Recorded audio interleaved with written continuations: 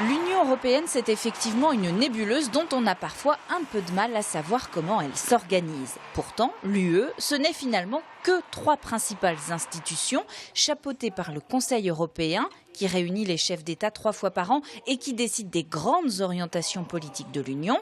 3 institutions donc, accompagnées également par 2 organes de contrôle. Imaginez un corps dont la tête serait la Commission européenne. C'est la plus haute autorité et du coup elle bénéficie du monopole de l'initiative.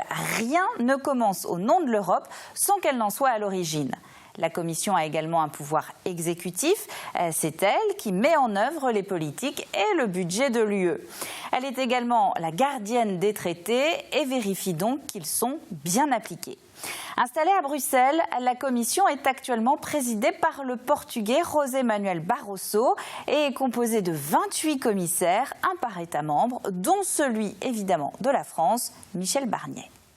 Sous cette tête, 2 bras donc. Le premier, c'est le Conseil des ministres de l'Union européenne. Là encore, un représentant par État membre à chaque réunion thématique, affaires générales, agriculture, justice ou encore éducation. Une présidence tournante de 6 mois. Le Conseil a le pouvoir d'adopter ou de rejeter les propositions de la Commission européenne. Comme le second bras d'ailleurs, le Parlement européen. C'est lui que nous renouvelons le 25 mai prochain.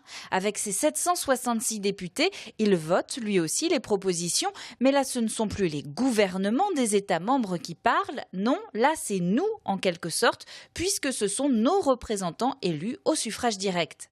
S'ajoute à cela 2 pieds, indispensables pour tenir debout, la Cour des comptes européenne qui contrôle les dépenses de l'UE et la Cour de justice pour veiller à la bonne application de la législation.